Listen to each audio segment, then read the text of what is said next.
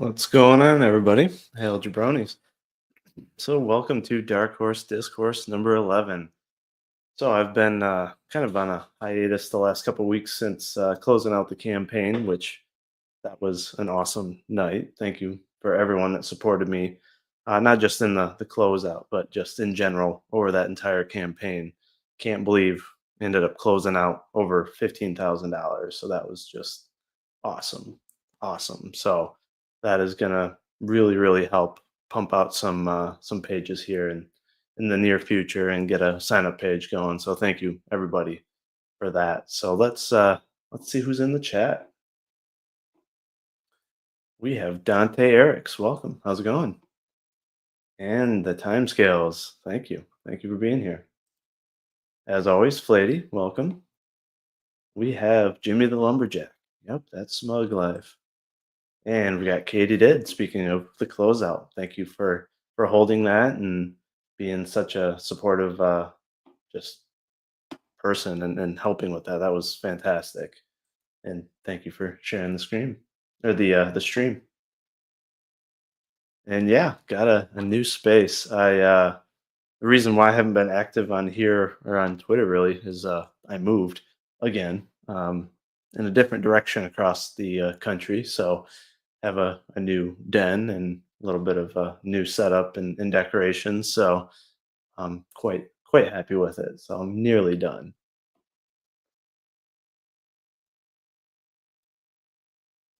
Yes, it was.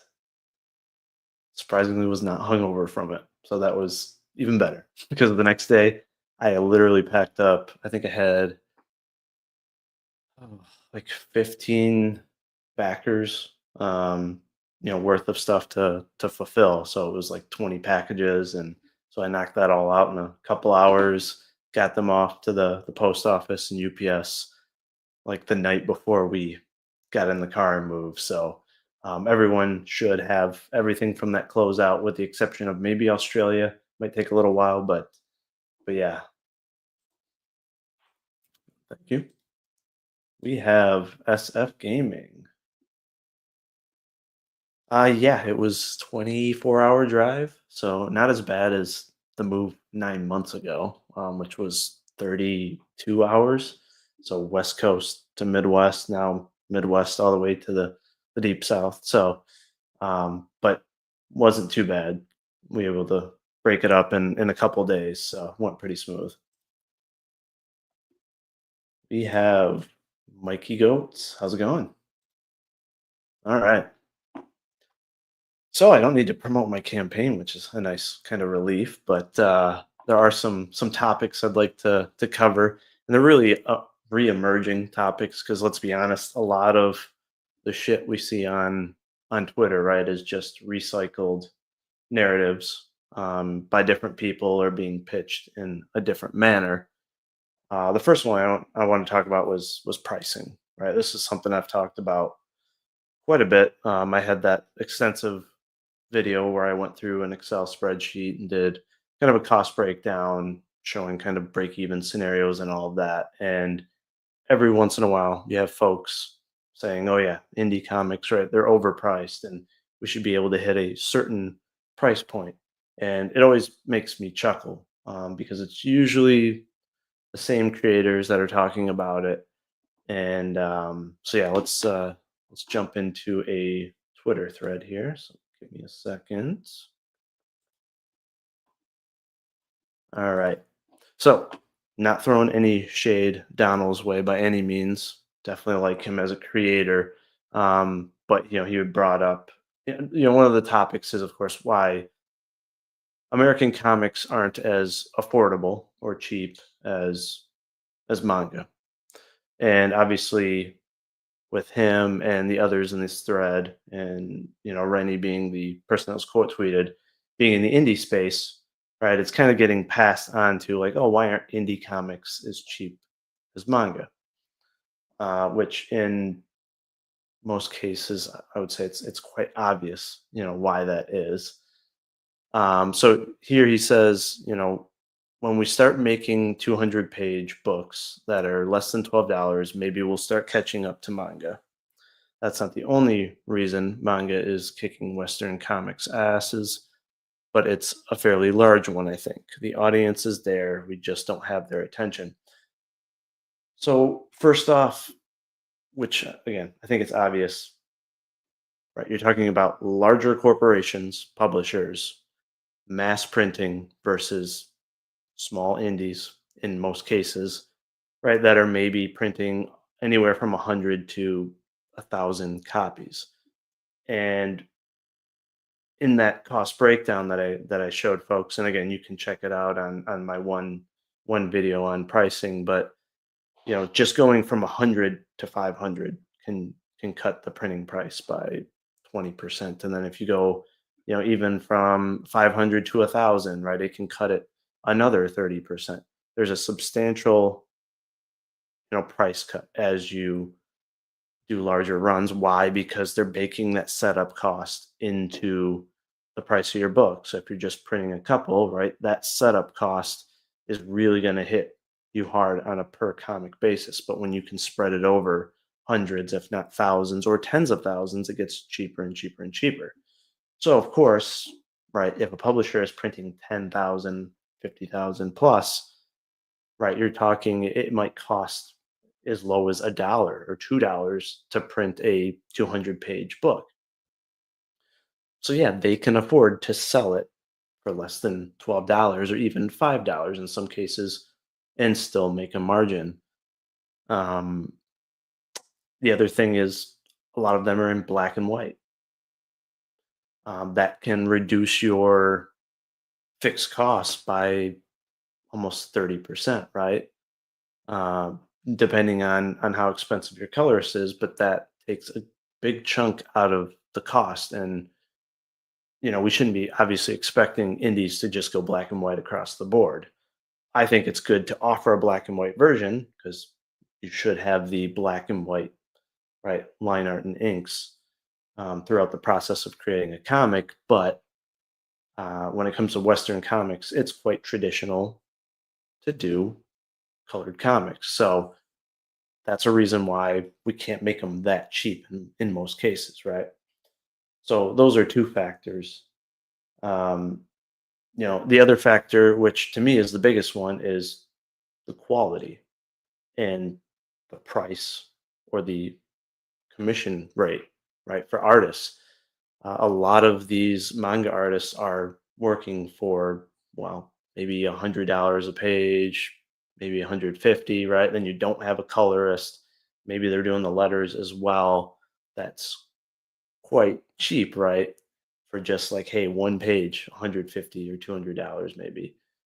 But for an indie, right? Let's say 200 pages, even at $100 per page, you're talking a $20,000 investment for an indie. That's not reasonable for a first time indie in most cases. Unless, again, they have a pre cultivated fan base, Twitter following, YouTube following, as we've seen, right? Good luck having the confidence getting $20,000 back on your first campaign. Which is again why people have to usually start with, hey, I'm going to do a 24-page comic or 48-page comic, etc. Or maybe they'll do a 100-page comic and then they'll be able to sell it in black and white. One of the other things that people need to take into consideration is who's uh, covering the bill, right? In Donald's case, for example, right, he's able to do the line art and maybe he does inking as well.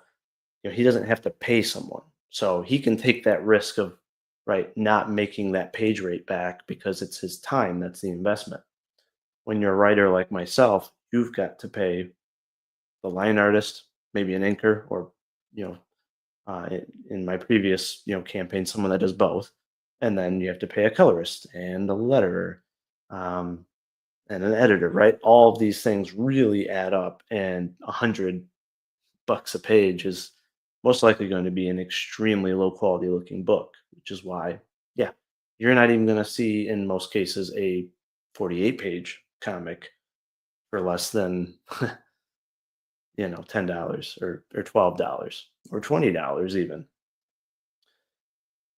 And the other thing is, not all artists are equal in terms of ability, and everyone should not be held to the standard of meeting a certain price point because if that's the case, then that means the quality of a lot of the comics are going to be lower and you're not really going to see any breakout comics in the indie space, right? Because in a lot of cases, unless you have a you get lucky and the story is able to just ride you to success in the writing. But again, to be able to pull in backers, you need the art. The concept definitely helps, but the art preview is what, in a lot of cases, pulls the people in. If you want to do that, you need some great art. And if you want that, if you want someone that's really, really detailed, really, really sticks out, you're probably going to be paying 200, maybe 300, maybe more per page for like line art and inks. And then you got to pay maybe a 50 to 100, 150 a page for colors. Even for, let's see, decently high level artists in the indie space, it's pretty easy to get up to $400 or $500 a page for for your cost per page. So obviously, no way you're going to be able to print a 200-page book for $12. The other aspect of it is when you compare, let's say, legacy Western comics versus modern manga, it's completely different art styles, and in a lot of cases a lot of the manga won't have like detailed backgrounds or just detail in general, right? It's more of a cartoon simple style that can be quickly replicated, and from what I've heard, in a lot of cases they do either photo reference or even 3D models for backgrounds, so that saves them a lot of time. A lot of us in the indie space are not okay with doing that. We want our books to stand out. And so if you want to have, right, Joe Ball level detail, Corey Barton level detail, you know, any number of the guys in the indie space, you're going to be paying more than $100 per page. It's just, but that's because you're getting a higher quality piece of art. And I get really sick of this notion of just like, oh, everyone should be at this price point because the mainstream does it. No, we don't have negotiating power with these printers. We have no leverage. We don't have legacy characters. We don't have a marketing department. We do it all ourselves. So it's completely irrational to say everyone should be able to print at a certain page or a book price.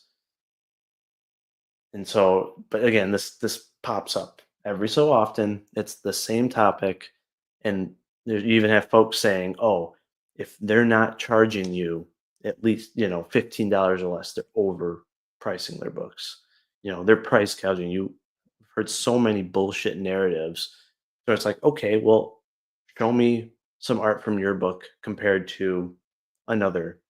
book that's a higher price from a really well-known artist, you'll you'll quickly see the difference in the price. And a great example, right outside of comics, would be cars. It'd be like someone saying, "Hey, you know what? That Lexus there, it should be the same price as a Kia Soul, right? It gets you from point A to point B, right? It has a roof, it has wheels. There's no reason Lexus shouldn't be able to make one of their vehicles for $15,000 in the market. Hmm. Well, maybe it's because not all the components in the car are made the same, right? You have some companies that rely on really cheap injection molded plastic parts from China with just like base finishes. They're not doing any carbon fiber, right? They're not doing any matte leather. They're not doing anything beyond very, very base, right? But when you get a Lexus, you're getting a higher end engine. You're getting a turbo in most cases, right? You're getting very high quality, high end components, hence the higher price. Lexus would not be able to stay in business if they charged that lower price. Just like if an indie hires a more expensive, which in some cases, or hopefully in a lot of cases, means a higher quality art team, well, you're going to get a higher end product most likely, but they won't be able to continue to produce and be a creator if they don't charge enough, right, to break even or make a profit.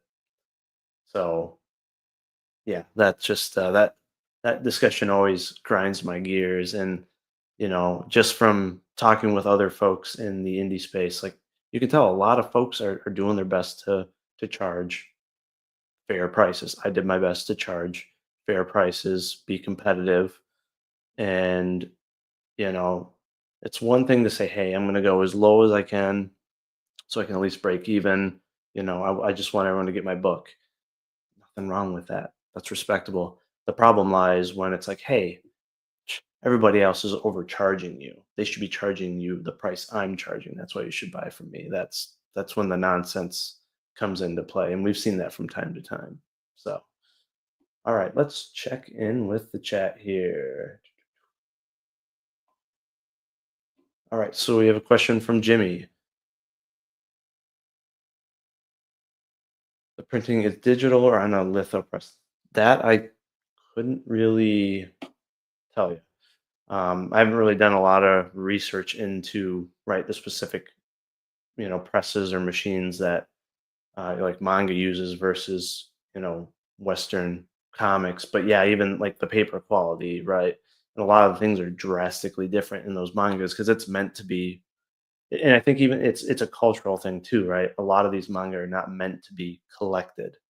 It's Westerners that collect, even novels, right? They want to put them up on the shelf, so they're willing to pay a premium to have like a really nice leather version of like Berserk, for example. In Japan, I think it's more or less just, hey, like read it, toss it. It's more like treated like a newspaper, um, which, right, it's like the same reason why newspapers traditionally have been so cheap, right? Mass production, like lower quality paper, of course, and all of that. So we have Frederick Gumont. Welcome. How's it going, man? All right. EBS just said the other night that to make a high quality comic, it's about $1,000 per page. Um, I wouldn't agree with that. I mean, if you're talking like legacy comic quality, right? Like a classic Jeff Johns and EBS Green Lantern, yeah, right. Something of that level. In terms of a what I would consider a high quality indie comic, I think it can be done even as low as $200 if you have the right artist that fits the story and the characters and all of that. But again, determining what a high quality comic is of course subjective to an extent, but there are some really high quality artists in this space, right, that are like non-pros per se that are quite affordable. So, Jimmy asks, how do you price a digital comic? Um, you know, I haven't done obviously a full traditional comic yet to price it. So my best example would be my novels. And I charge like $25 for both. So like 12.50, which is like almost 50% of what the price would be for just a standalone printed novel. So I think half or maybe even as low as a third of the price that you're charging for a printed comic is fair. So if it's $25 printed comic, charging, I don't know, anywhere from maybe 9 to $12, I think would be reasonable. Because again, you still had to pay, right, for all that art. So the fixed costs, they didn't go anywhere. You're still recovering that. So it's not like you can just give it away by any means. But you still have to make sure that you're charging reasonable price to recover your costs.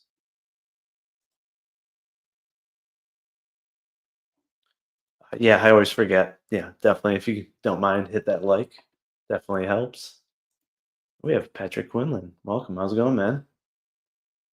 Frost. Welcome. All right. Let's see. He says Silver Age Superman comics for 25 cents a piece. We can't sell comics for a quarter. What are we even doing? Clear price gouging, shaking my head. And see, that's the other thing that people don't take into consideration is the cost of shit goes up over time in most cases. Um, Geez, the printing costs, again, from when I started my campaign, when I initially priced my novels versus 2 months ago, the printing costs went up by about, see here, about 40%.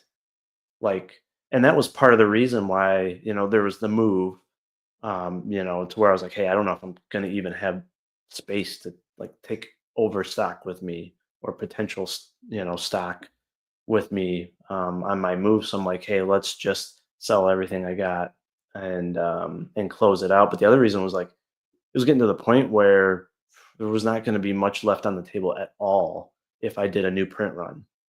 And I didn't want to spend all that money to do a new print run. And again, you have that challenge of um, trying to balance getting a decent per book cost, which means you have to print more, and or just having to pay a crazy amount, and then you're breaking even or losing money on every shipment. So that's why I was like, at this point, it makes sense to just close it out, and why spend maybe $1,000 on printing more stock when that can pay for multiple pages of the new comic, right? So I wanted to make sure I'm transferring everything over into the comic, but yeah, that's a funny comment. And plus now with tariffs, that whole nonsense going on, that is going to impact printing potentially too, right? If these printers are getting any of their pulp or any of the raw stock, let's say, which obviously comes from timber and all that, if it's coming from Canada, it might be a 25% tariff. That's going to get passed right on to the creator. So there's a lot of uncertainty right now in the markets and all of that.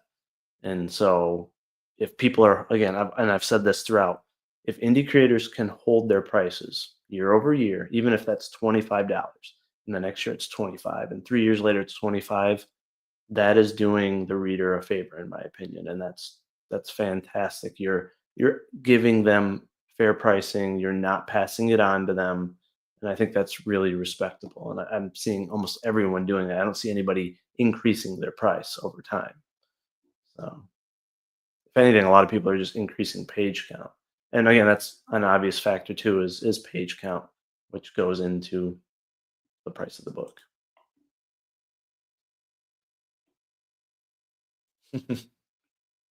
That's my initials. Some people think it stands for badass, and I'm okay with that too. Oh, yeah. I definitely would sign anyone's books. I could have, I guess, offered like a free perk or something on the campaign for signatures. I didn't want to like, I don't know. I felt like I would have had an ego if I was like, oh, I'm just going to sign everyone's book, like, because right. my signature isn't worth anything at this point or whatever. So I was like, well, I'll be modest, and if people request it, like I'll definitely do it. Right now, I don't have an eBay or website. I might build a website at some point, but yeah, I'll keep you posted on if there's a chance to like get signed copies, or maybe if I'm ever in a convention in your area or something, can just bring them to me and I'll sign them. But yeah, I'll keep you posted on that. Batman Aquaman tournament, nice. Actually, I was named after a Red Wings hockey player. So was my brother. So all right. So welcome, Punk Face. Have you heard of writer Brandon Sanderson's strategies for crowdfunding and marketing as an indie? He shares a lot of valuable advice. I've heard he has done quite a few informative videos. I still need to check them out. I've been so focused on learning from indie comic creators. But yeah, I definitely need to check out his videos. I mean, obviously he is fortunate enough to come from the mainstream, right? To be able to bring that audience to crowdfunding, which helps a ton. But I'm sure he's learned a lot that folks can take from. So, but thanks for sharing that. Oh, what's going on, Eric? Welcome. Right. Far Right Insight says I paid my artist $95 per image for a total of 66 images. I think I paid him a fair price. I'm very happy with his work. Yep, that's awesome. And part of this too is it depends on where you hire from. If you hire from certain foreign countries, yeah, the cost per page can go down significantly and still maintain a really high quality. You can face challenges, obviously, with language barrier and things of that nature. And, you know, if you end up having, let's say, issues where you pay them in advance, you don't end up getting your pages and you need to take legal action, that can also be a challenge, right? If they're in a foreign country. But so there's risks to that. But there's definitely some great artists out there that are very affordable.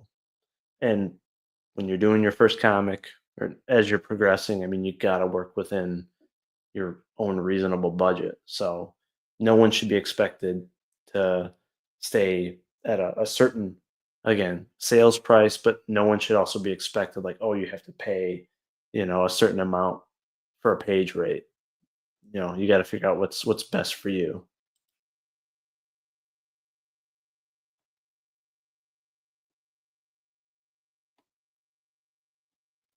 Yeah, and that's one thing that I've learned from my day job too is the paper market.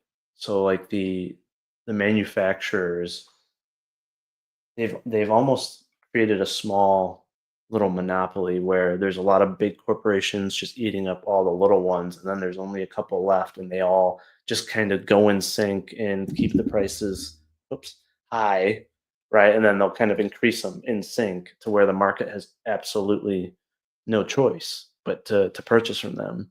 And then now with the tariff issue, right? If you're trying to purchase from overseas, um, you're not going to get a lot of cost savings or cost avoidance per se by doing that. So yeah, the paper industry right now it's screwing indie creators and corporations as well. Ah, Red Wings talk. Yeah, Bob Probert, Iserman, Fedorov, best Red Wings front lines ever. Yeah, I was so fortunate to grow up in the 90s with the Russian 5, right? And just that boom of the Red Wings there. I mean, you had Konstantinov, you had Slava Kozlov, just uh, Lindstrom. I mean, just such a phenomenal team. And I actually got to meet Konstantinov in person, ironically, right before I moved to Russia. But yeah, just Red Wings hockey was the shit. I mean, in the 90s, then you had Datsuk, who was just godlike as a puck handler and skater. Just great times. What's going on, Jim? Welcome.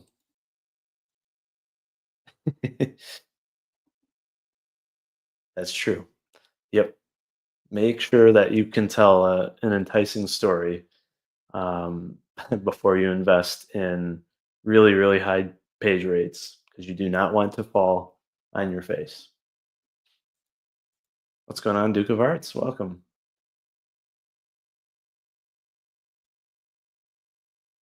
Yeah, that might have been 93. Yep. Yep. All right. So let's get into our second topic here, which I titled, what was it? Crying Fraud. And I'm sure some folks saw this on Twitter and probably shook their heads in disgust. But I think this is going to be a very nasty narrative that's going to grow, unfortunately.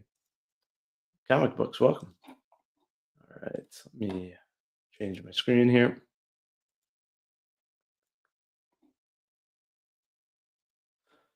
All right.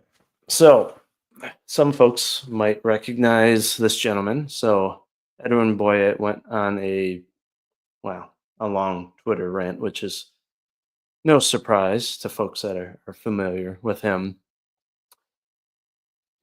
He was, in my opinion, almost motivating folks to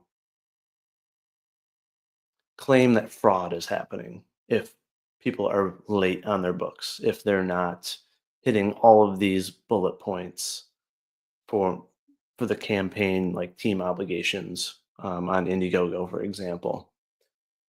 And I'm not gonna give his actual post much oxygen. I'm sure folks can imagine the narrative that he's pushing.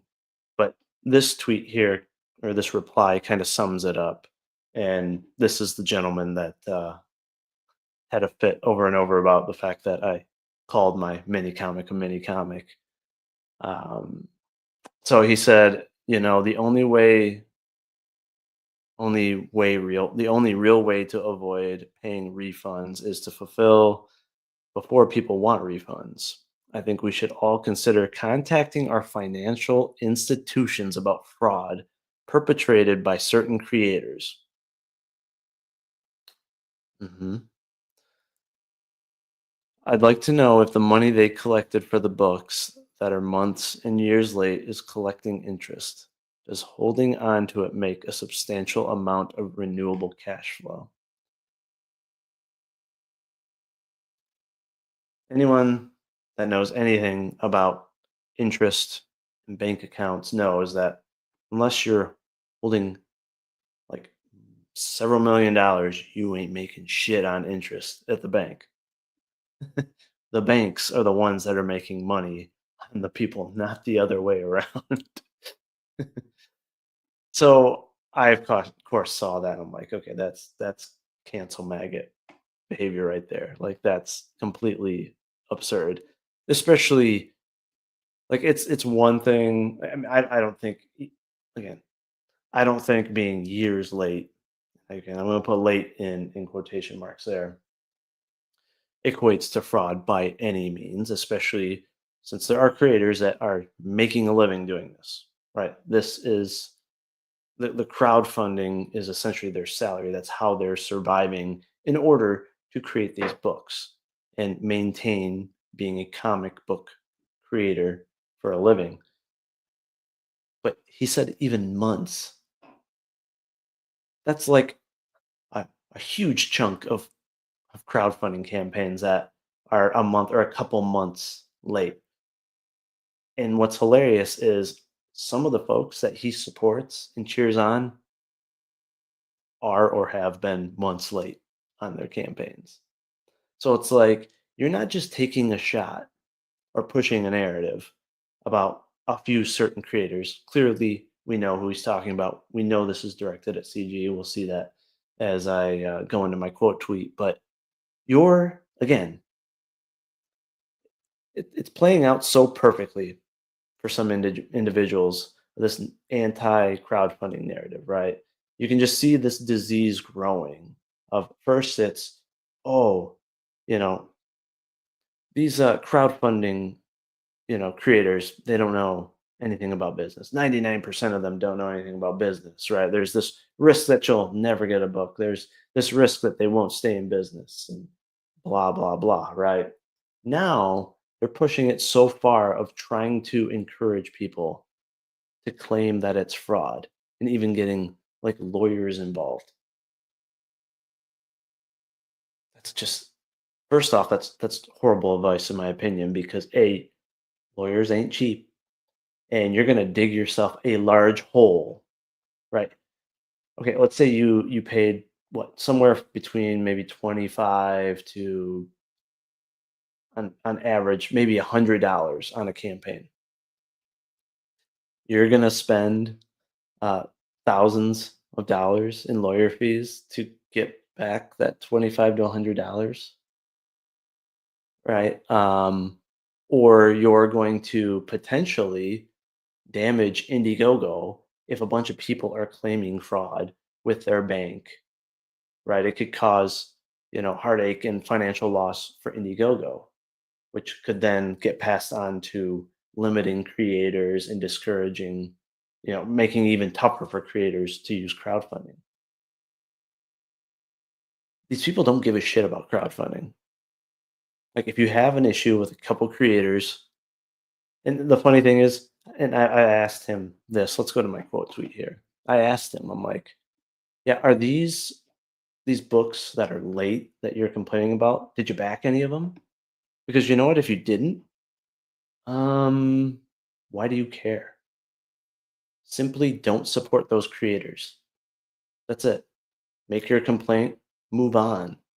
But trying to encourage folks to do something like this is literally cancel culture. And a lot of these people claim to be anti-cancel culture. Ironic. So let's see here. And yeah, back Graveyard Shift, Volume 5 by John Malin. Definitely do that, folks. Mods can definitely share that link and links to tons of campaigns. See, I'm trying to promote folks on Twitter, so it makes it harder to get to things, but it's worth it. All right, here we go. So where does he respond? So here he says, cancel culture. Question mark. Fraud is a crime. I'm tired of being lied to as a backer. How about you? Why not explain how fraud isn't really fraud?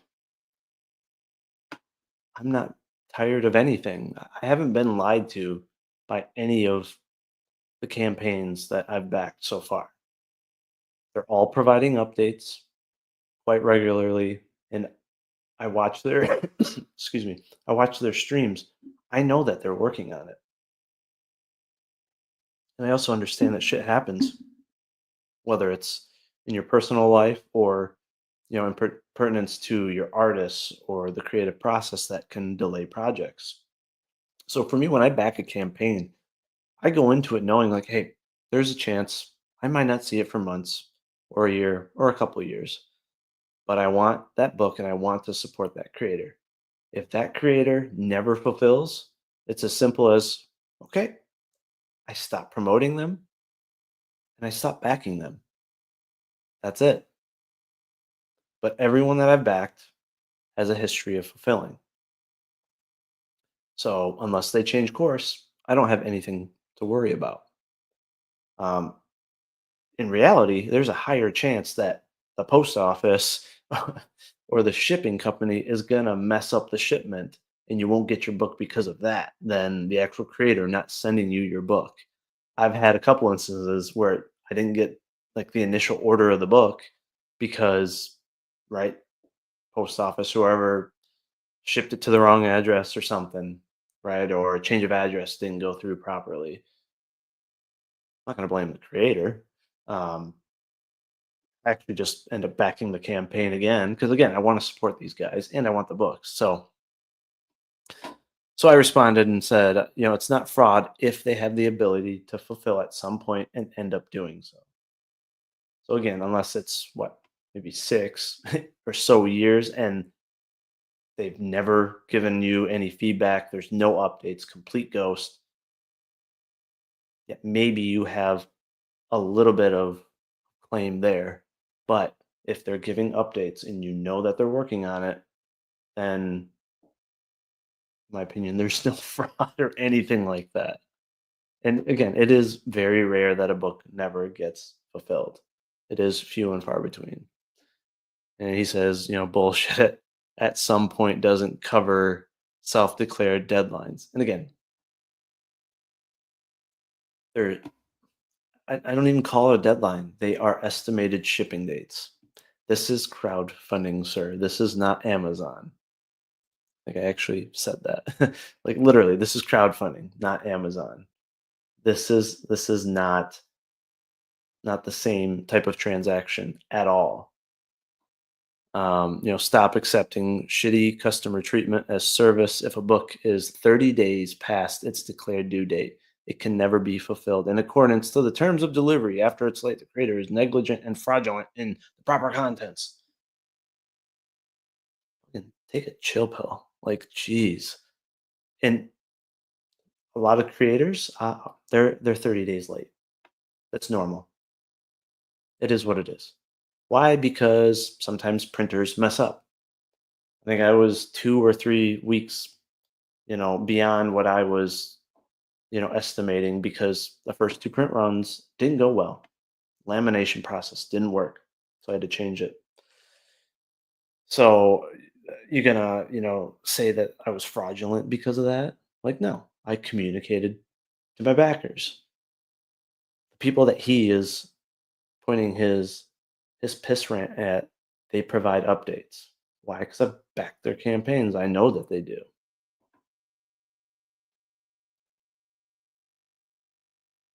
And then yeah, he says crowdfunding, it's a scam fest. For certain creators and their late books are the evidence. You know who they are. Estimated shipping time. What a scam, man. Dude, it's crowdfunding. These books in most cases are not done in advance. It's crowdfunding. You're trying to help bring a project and in many cases an idea to life. And nobody knows what's going to happen in the future. You don't know if a artist is going to end up being slow, if they may ghost you. You don't know if you're going to have like a major life event that might slow up the book.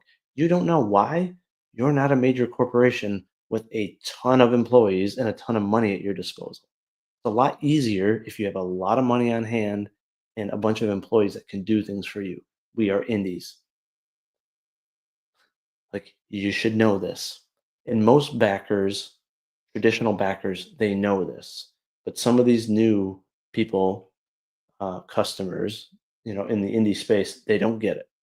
They simply don't get it because they expect, like, oh, it's going to be pre-done, and we just pre-order and boom, we just get a book. And it's like, that's not always the case.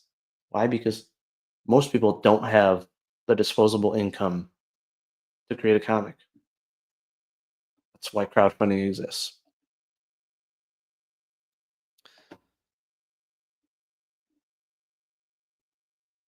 And then he makes it clear. He says the only late more than 30 days books I've ever dealt with and I'm currently waiting on are Comicsgate shit,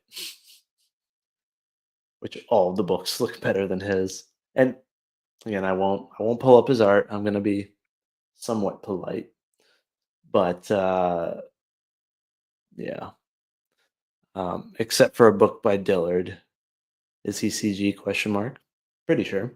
But hasn't the other book that he's working on, like, hasn't somebody been saying that it's done and oh, it's going to be ready in a month? Oh, it's another month. It's another month. Oh, but because it's not officially on a crowdfunding site, you're okay that it takes years for that to get done, right?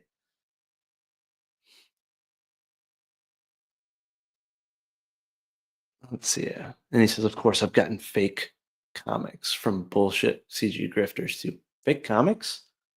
Are they filled with 3D assets? I don't know of any fake comics. Hmm.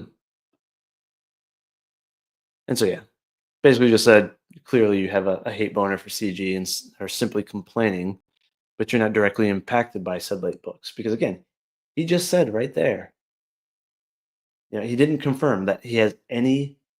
There are no like campaigns that he's actively waiting on any books from these like major creators that he's complaining about. So,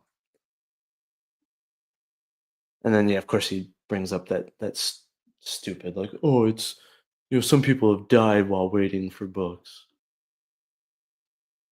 Come on, how disrespectful, is that to people that have actually like, passed away? Creators have had loved ones pass away, right? Or have had real shit happen that have delayed their books. Does that not count? Like you don't have any sympathy or anything towards them? Screw off. So yeah, that's that nonsense. Let's check in with the chat here. I think that's enough bullshit narratives for a day. Let's see here. So schemes and scams, yeah.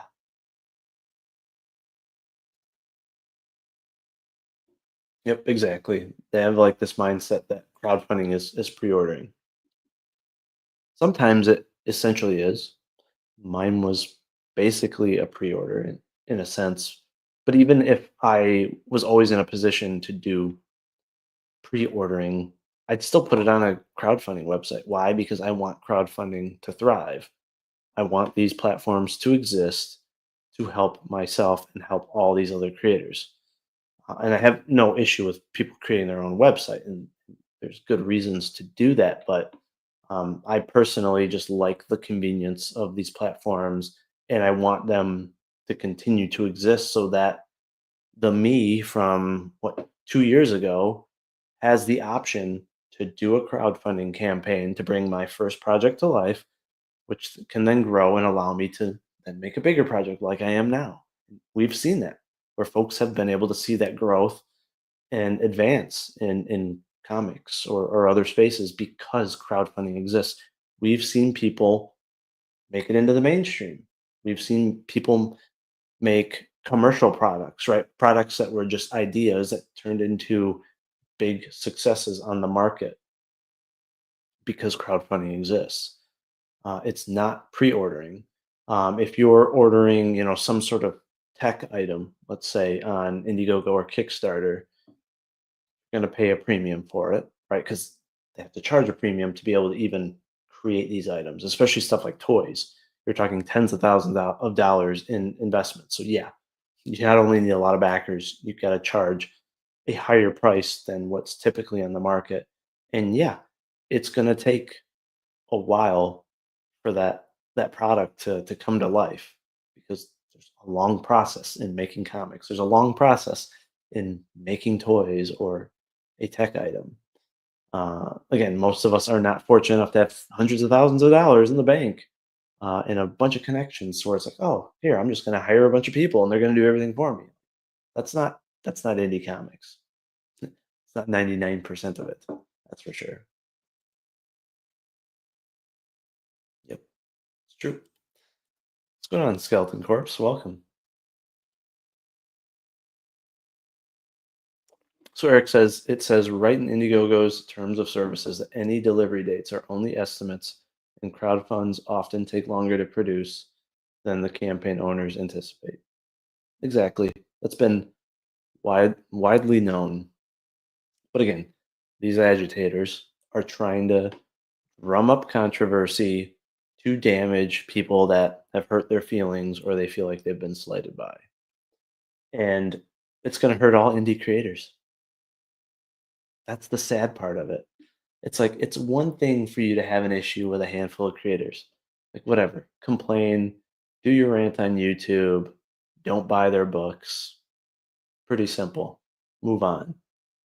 But to sit there and try to motivate folks to do things like this or have this mindset and push such a narrative, it's going to damage the creators that they think are doing it right. Because there are a ton of, let's say, there's a bunch of creators that are doing it right by their standard on these crowdfunding websites, right? That they're promoting or whatever. Well, if over time these platforms get damaged and there are less and less backers, they won't exist. And then where are those small indie creators going to go?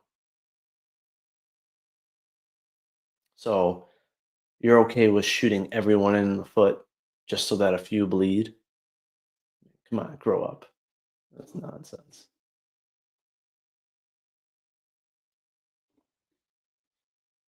That dude's an idiot. The crowdfunding platform does not pay creators interest. If anything, Indiegogo or Kickstarter may get nominal interest earnings credits towards fees. So, the creators do get all the funds or majority of it, right? Sometimes they reserve a small percentage um, on, the ending of the 60 days. But again, these creators that are they survive off of these crowd funds, right? Especially folks that were previously working in the mainstream and then they went indie. They need that money to pay for health insurance. They need that money to feed their children, right? To take care of just day-to-day living. And that's what allows them to work 8+ hours a day on that comic to then make the best comic possible to provide to you. And then they rinse and repeat. Otherwise, since many of these folks have been canceled and pushed out of the mainstream, what you would rather they work at some random 9 to 5 and only have a select few hours a day to create a comic, then it would take many years to get the comic done, especially if they're drawing it themselves. Writers, we have a luxury, right? We could work a day job, write a comic. It doesn't take near as long than it does to draw or color a comic. And so common sense will tell you that these people are using this money to be able to spend time bringing the comic to life, actually working on it. They need this money to survive, just like these people that are bringing a tech item, right? Or some sort of commercial item to life. Like if they want to actually make a living doing that, they need that money so that they can spend all that time working with all these vendors and actually making it happen. Like these people are not spending it on vacations or shit like that. No, they're trying to build their business so that they can bring more books to life and bring more entertainment to the readers. Otherwise, why would they do it? Why would they do a second campaign, a third campaign? Yes, back graveyard shift. Absolutely.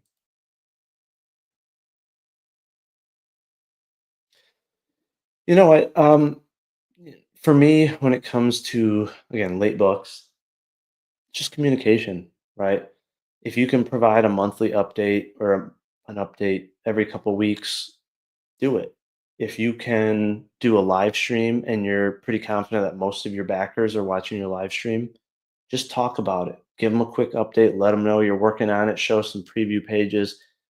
That honestly the best way to do it, give updates, but just show more art, right? That will keep the excitement there for the backers. Just, here's a new panel, here's a new page. And that's why we'll see these guys like, boom, here's a new page.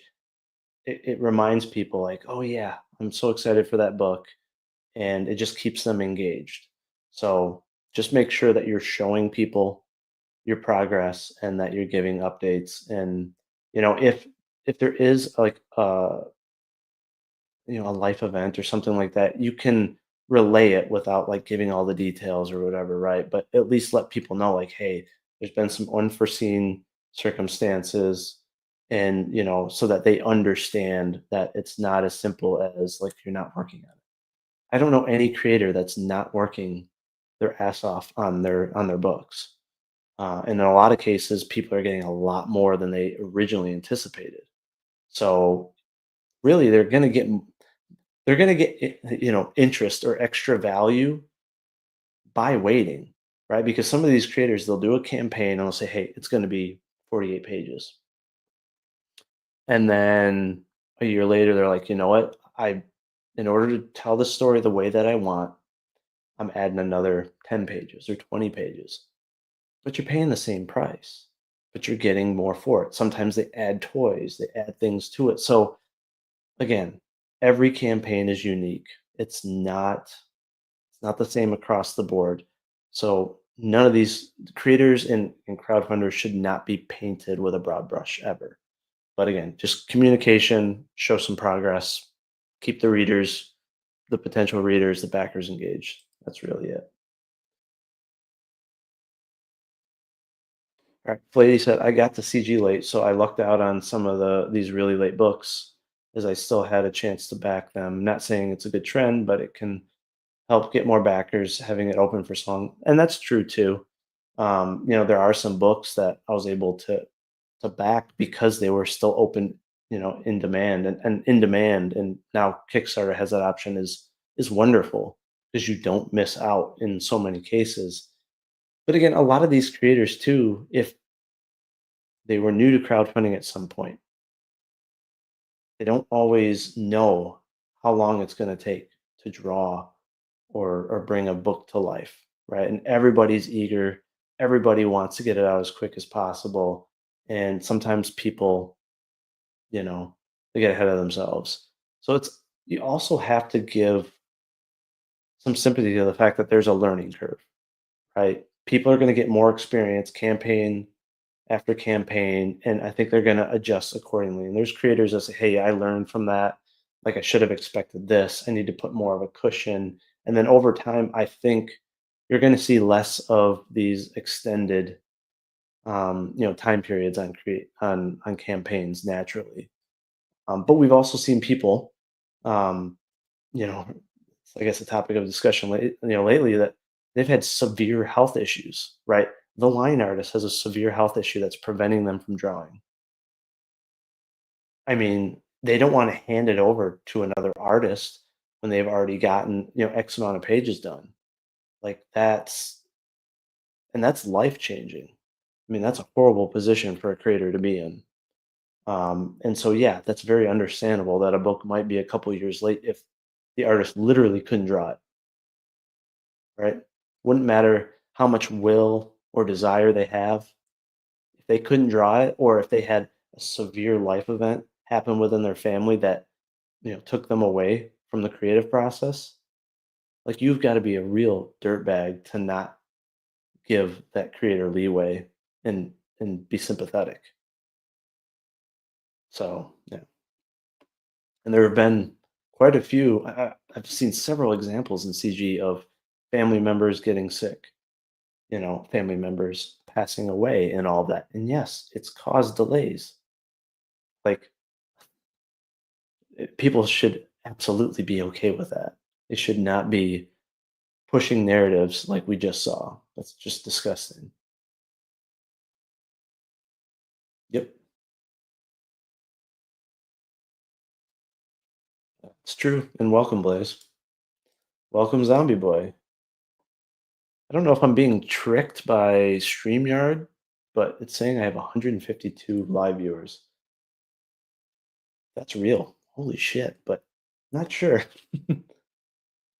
Yep, they both have disclaimers that you're not shopping when you back a project. You may not get every reward listed. Yep. Mm,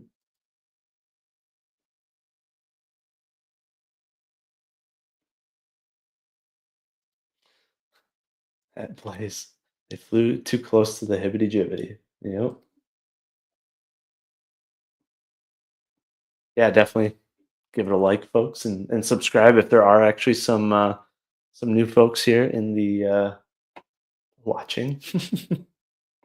Let's see.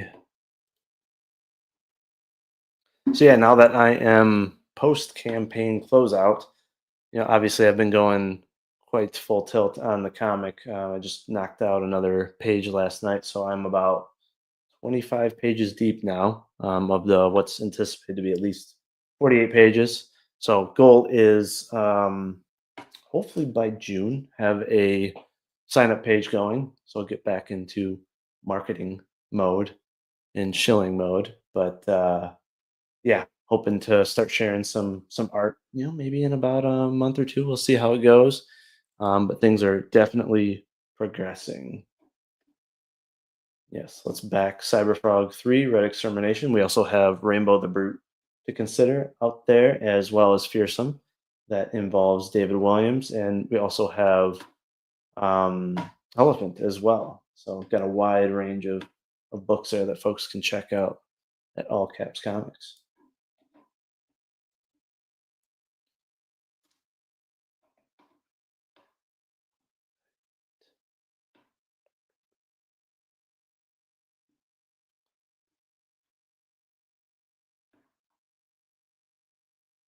Yeah. One thing I wanted to talk about a little bit too today was I made a post about this phenomenal book, right? Sin City, Family Values. Phenomenal book by Frank Miller. And it was funny because I posted a picture now that I'm in my new location, and one of the people on Twitter was like, "What is up with that background? Like it looks fake." Because it's like literally like on a stand, and there's like a banana tree in the background. It looks like the jungle. So it's like, yeah, no, maybe someone needs to write a Sin Jungle version of it. But um, I just can't recommend the Sin City series enough to folks. Anyone that needs to learn how to write powerful and engaging dialogue, you need to read Frank Miller's books. And what was a really nice treat reading it this time around was, after watching the film recently, the both Sin City films, being able to imagine Dwight's voice as uh, Josh Brolin was just, man, that casting was perfect. And so it was that much more enjoyable having that voice in your head. And the way that Frank was able to jump from panel to panel while essentially narrating the thoughts and future actions of Miho was just chef's kiss. Um, and Eric here mentions he's rereading Dark Knight Returns, and that's the thing with the Dark Knight series. Like, if you want to learn how to properly use inner monologue, Frank is the master. Um, just he does such a good job in making you feel what Bruce Wayne or Batman is feeling throughout the entire book, right? During every punch, during every emotional exchange, like you're right there in his mind. And, he's not only able to make characters relatable, but he's so good at actually just putting you right in their head so that you know their thoughts and their feelings, which helps with showing as well with how abstract his art is. Like he does just a really good job just like marrying his art and his dialogue and inner monologue. And so yeah, just I can't reaffirm anymore, like, new comic book writers, and again, even established comic book writers, read and reread Frank Miller's work, especially right Sin City, Daredevil, all the Dark Knight books, just absolute masterclass. And um, yeah, black and white artwork, and that's the thing. His art, like the first time I ever read Dark Knight Returns, which was the first book I read by Frank Miller, the art was jarring at first, right? It threw me off, right, compared to most Western comics. But once you start reading the story and experiencing that dialogue, the inner monologue, it just clicks and it fits so well. And one of the things I mentioned in the review that I did, which you can check out on my channel, was just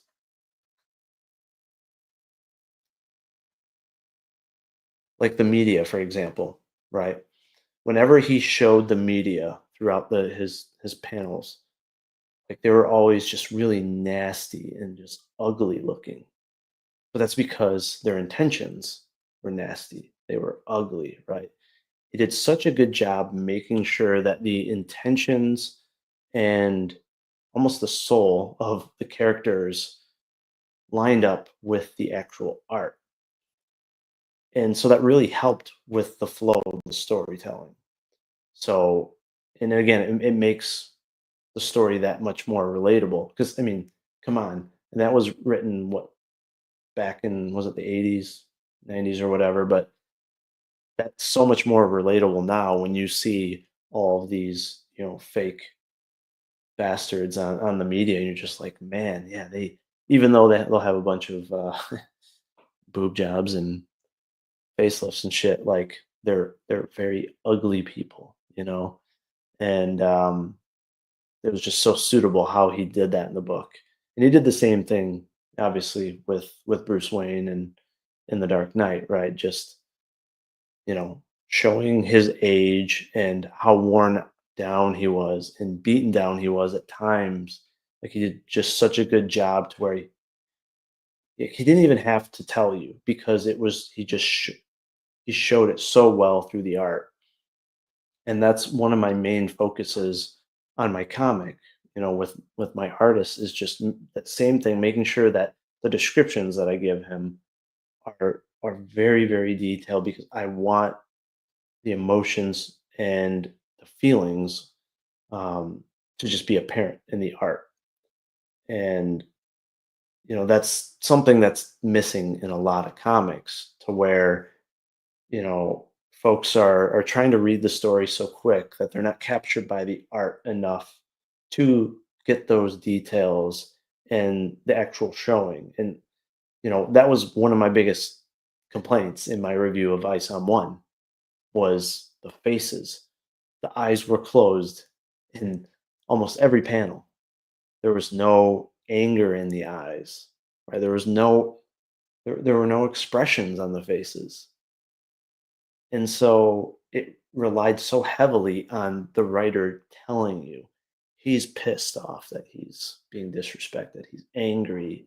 And it's like you've got to show it too. And it's the same thing, even in novels, you've got to show it obviously through text, but man, in comics you have that opportunity with detail to just put it right there in the face, to put it in the body language so that the reader can catch it not only with the dialogue and inner monologue, but there with the art. And Miller's art always captures it in the facial expressions and the body language. He's just so awesome at doing that. And not all artists can do that. And again, his art style may not be everyone's cup of tea, but man, does it do the job in terms of showing what the character's going through and what they're feeling. So um, again, just highly recommend this book. Anything by Frank Miller, but yeah, just absolutely just phenomenal black and white art.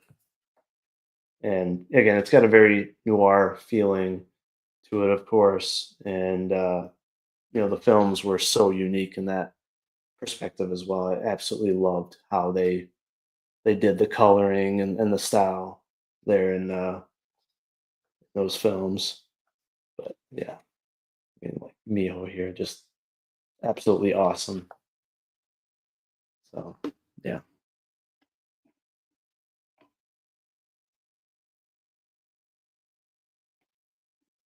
yes, check out E-Punk by Vasilis Lolos for sure. So comic book says the Sin City movies and Spirit Black and White style was so amazing. Shame they never made other movies in that style again. Yeah, that you know, if let's say you didn't read the comics and you were to see those films on, I don't know, Netflix or something, like you kind of be like, yeah, I don't know. But yeah, the fact that again, the way that Rodriguez styled those films and how he like overemphasized some of the colors, right? Especially the blood, yellow bastard, and all that. Like, there's just something special about that. I will say, and I did this in a previous Dark Horse discourse, was Zack Snyder's Justice League. Again, regardless of what you think of that film series, check out the Justice is Gray version. It was really, really cool to see a film in grayscale. And it really fit with that more dark, gritty tone style film, of course. And, I think of films like, Logan, for example, right? Like that would be cool to see in grayscale as well. Um, But yeah, I do wish they would do more films in that style or in grayscale as well.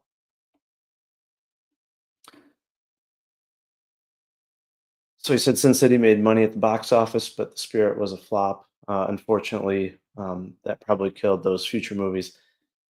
The second Sin City didn't make a whole lot in the theaters, unfortunately. But those are also again kind of I don't know. They're very unique properties, right? They're not like widely known like superhero films, but they're definitely cult classics. And it was really cool too that just like 300, Miller actually was involved in the writing and the directing. Like that's so cool to see the creator, right, of the comic and the artist there being part of the creation process for the film. And that's probably why they were so respectful, obviously, to the source material. So it would be, I hope they need to do that more when it comes to adaptations. They just need to bring the creator into it because then they can make sure that it's translated really, really well.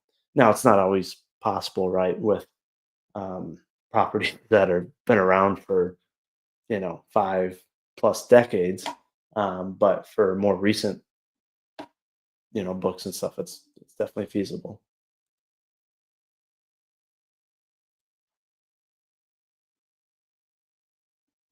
True. That topic again. That topic's been revitalized, of course, too lately. Um, with all the whole Dick Masterson event being brought up, but again, I firmly believe in valid and invalid criticism. Um, and I've even seen invalid criticism of my books, and I did an EFAP of that. I mean, there's people that can not have good intentions, but still give good feedback. They may be more harsh than someone that likes you, that wants to be gentle per se. Um, but again, this idea of bad faith to me is silly. Intentions don't matter. It's about the content of the actual criticism of the feedback. Saying that like for example, in my book, one of the complaints was that the gargoyle Dread Knight was too brutal because he would put a gash down the side of the faces of those that he would basically capture or take down. Is too brutal. And it's like, okay, if it's too brutal for you, that's okay.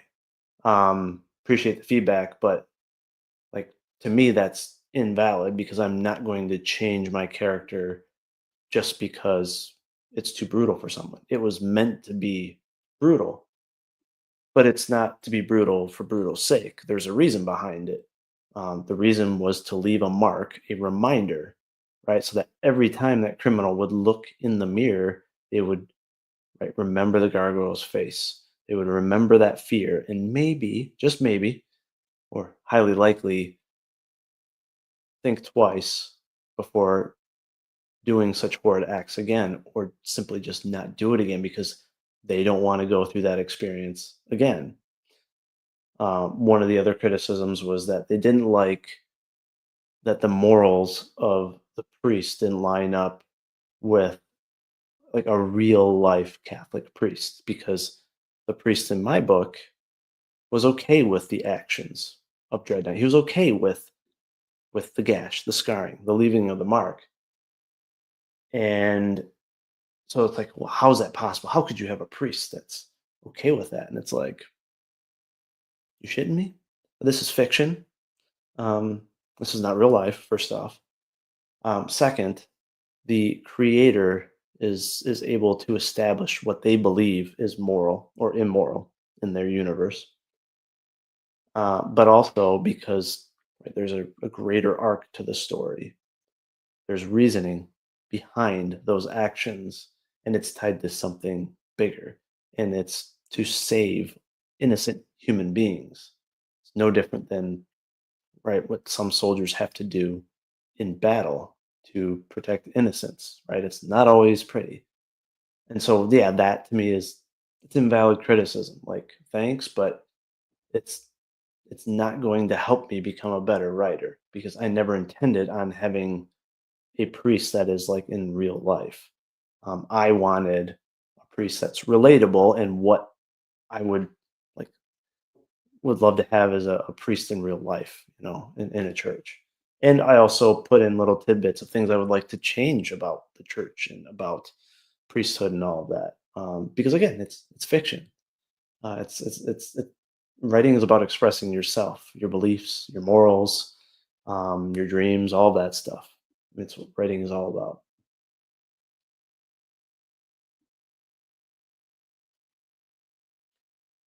about. Yeah, that's a great point. If they did a noir style Mutant Ninja Turtles film, or Last Ronin film, like that would be that'd be awesome. That's a property that they've fumbled in film, in the last 20 years. I mean, obviously the ones from the 90s were just cream of the crop. Those were amazing. But I mean, the first one that they did, I don't know if that was pre 2010. It was okay. And then the second one, which had the actor from the Arrow TV series, was just, again, it was like too much CGI.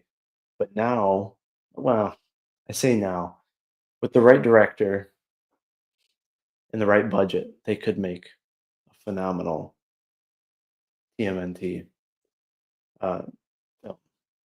But right, what we're seeing right now out of Marvel, DC, and all that, like it would probably end up looking like The Flash.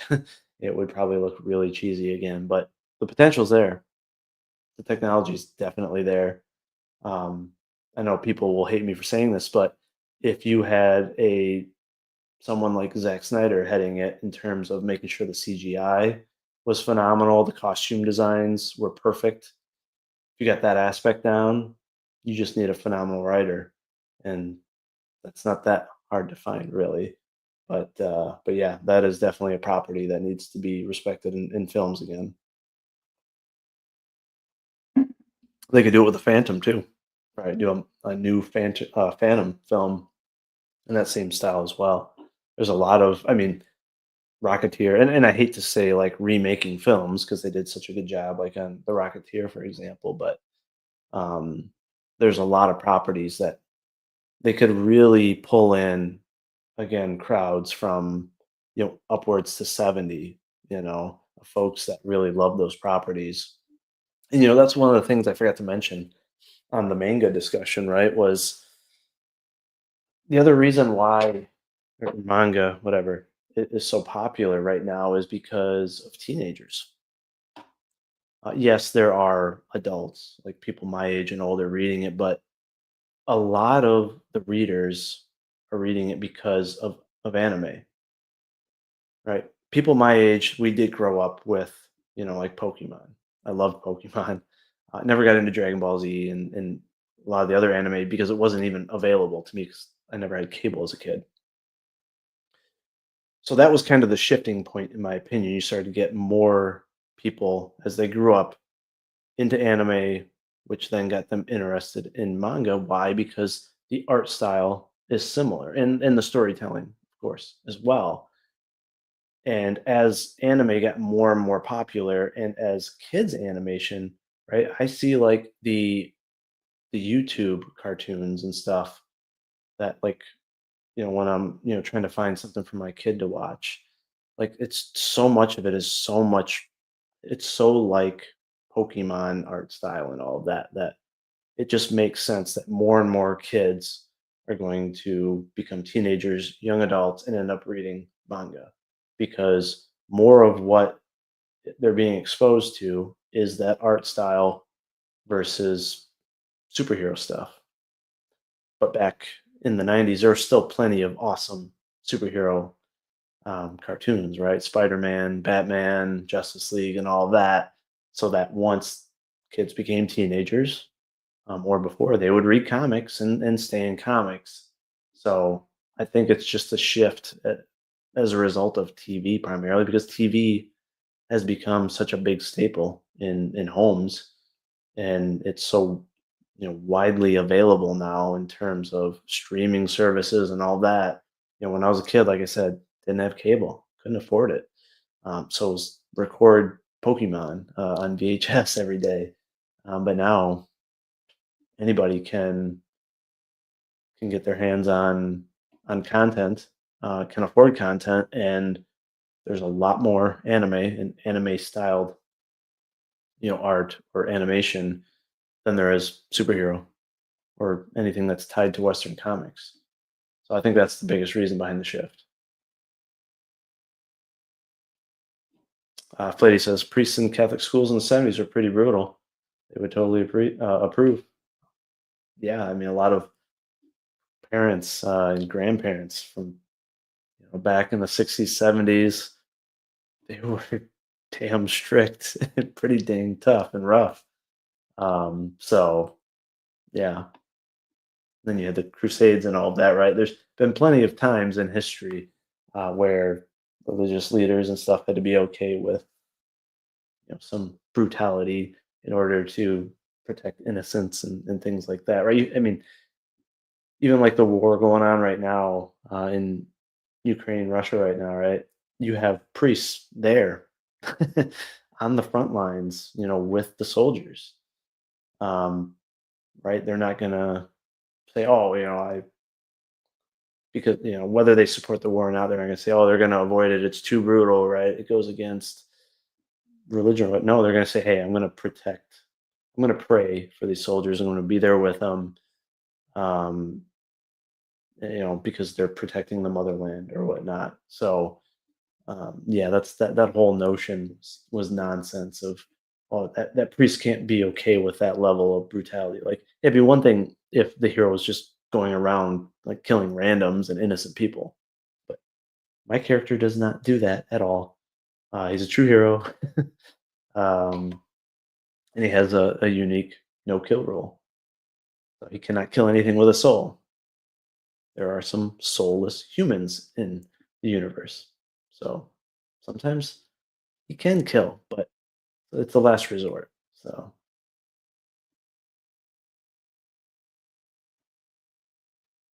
we got one gun. Yeah, I don't know what's going on. I don't know how I have 154 watching.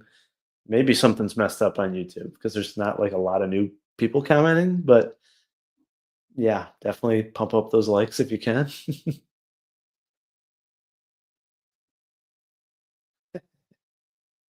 uh,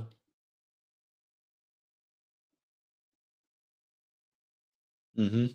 And see, that would go hand in hand with someone like a Zack Snyder doing that, right? He can do the quality in terms of the CGI and the visualization and making sure you have the right costume designer. I mean, give him reins to something gritty like that. Oof, or have him team up with a writer like Chris Terrio. Would be phenomenal. Yeah, welcome, Christopher Bouchard. Can't wait for the comic and have a great, awesome weekend. Yeah, thank you. And yeah, I can't wait for the comic either.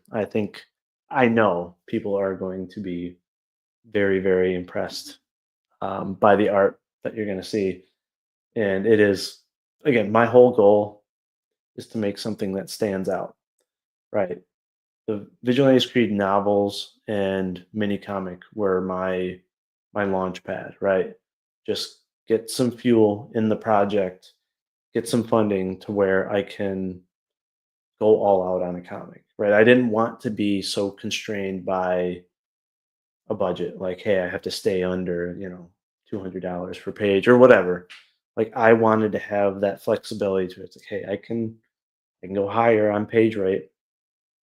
I can get a really awesome line artist, inker, and colorist to give you something truly unique for the indie comic space. And just study and read and try to give you the best writing possible. And so again, my goal isn't just to make money. Right? That's a bonus.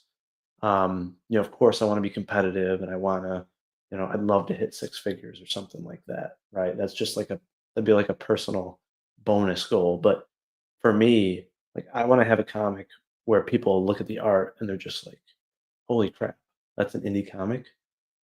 I want it to be one of those books to where, those top indie guys look at it and they're like, "Whoa, like we want to talk to this creator, right? We want to read his book." That's what I want to do. And I also want it to be a unique experience. So you're going to have a version that's black and white that's going to feel like Sin City, but you're going to have a colored version that's going to be very unique that is it's going to stick out. So, I'm not here to just create a comic. Like this isn't just fun. Like this is a very like very just like deep personal goal of mine. That thanks to the stories that I created in the novels, that has just made me fall more and more in love with comics, and now indie comics and crowdfunding and just this team spirit of like, hey, let's help uplift the people that are doing it right, that are helping others, and let's just build up crowdfunding so that folks get a chance to get their projects out there and show that, hey, we can do it just as good or better than mainstream because right they've been fumbling for a long time, and so we need more people to break out to be dark horses in the space. Yeah, the 90s movies did have that noir feeling to it, like especially with the color grading. um it I mean, those were so well done. The costume designs for that time period were just top notch. Great writing, great humor, great music, casting, all of that. Like those were they were very adult for movies that were suitable for a 10-year old or whatever. Just now I got to go watch all three of them again. They're just so much fun. I think it's been a couple of years, but those are ones that are worthy of a yearly rewatch. That's for sure. Oh, I'm jealous. That Japan is one of the few countries where I'm like, I would consider living there. The only reason why I don't or wouldn't live there is God, I don't know how people can handle the earthquakes. And I know there's certain areas that are less prone, but man, those earthquakes are there's something else that scares the piss out of me. But that's awesome. Like I would, but a month, like yeah, totally do that. And that's on my bucket list is to spend some time in Japan. But yeah, I'm American. I always mispronounce it. I try to catch it and say manga, but yeah, whose fault? I've not read that. Do not have an interest if you're referring to the comic, but maybe you're referring to things that have happened in history.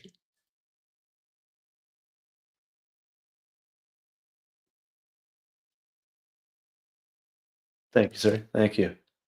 And yeah, can't give away too much yet, but the comic is going to be even more unique than the mini comic. It's going to be different.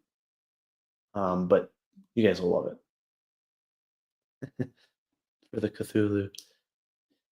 Yeah, there's going to be some more awesome Incubus art in the first issue, so you guys can definitely get ready for that and experience that in a full visual form. So very excited for that. What's going on, Samurai Snowman? Welcome. Thanks for being here. Yes, thank you for dropping links. Definitely check out these campaigns. Okay, good.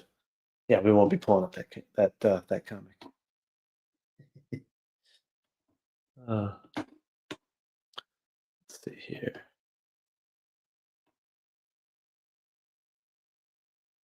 Still shell shocked that there's this many people.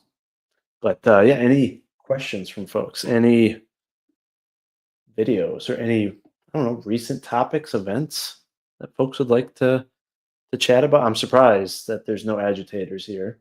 Knock on wood. agitator free. Maybe they forgot about me during my hiatus, but yeah, absolute Batman. So I have not read that series yet. Um, I need to check it out. I will say, brilliant marketing idea. I know folks weren't like a fan of like the Batman symbol, but again, it was good to do something fresh, something unique, um, to pull readers back in, whether that's new readers or traditional comic book readers. But that was a smart move on DC's part. Looking at the art for Absolute Batman, it doesn't look bad. Looks pretty good. I think Wonder Woman looked a little bit weird, but right now there's just so many legacy comics that I want to catch up on that I'd rather pick those up, learn from those, especially again stuff from Frank Miller, Marv Wolfman, Alan Moore, to really focus on studying right now, and rereading, than anything, because I need that to make the best comic I can. So, um, but yeah, definitely we'll check that out eventually. But again, smart move. They need to do some more just unique takes. Something a little bit more ballsy to try to revamp DC and Marvel. I don't know where Larry is. It's crazy. I think he gave up. I think he gave up, but he's still popping up in Ethan's chat. So just can't give us up. He can't. Yeah, that's probably true. I haven't checked out many webtoons yet either. I'm sure I will in time. But yeah, I mean, there's a lot of people that are really into them. So not sure if so. Katie says, I'm not sure if you've talked about it, but what's your thoughts on Kickstarter and the combo between Dan, Shane, and John? Yeah, so Kickstarter. I've always had the impression, from the whole, let's say the CG, um, thinking of the phrase here, but their whole not ban, right? Their can't think of the term right now, but boycott. There we go. The light's back on. Um, my perception of that was they never said like, "Hey, if you use Kickstarter, like we won't talk to you," or right, we won't promote your art or whatever. I always took it as like they're just not going to bring up Kickstarter on their live streams. They're not going to retweet a Kickstarter.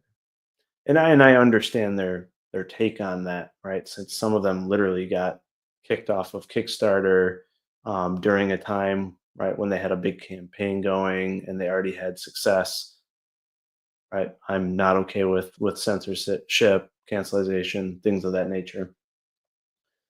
So I get why some of those creators felt that that boycott was needed, and I understand the team sentiment around a majority at that time, at least, of CG saying like, "Hey, yeah, we don't want to support CG." But if someone was to, like we've seen with a lot of people, do a campaign on Indiegogo and on Kickstarter, they would still promote the Indiegogo. So it's not like they were shunning those creators or anything like that. It was just like, hey, if you want to come on the channels, you want to get promotion, right? We'd prefer it to be not Kickstarter.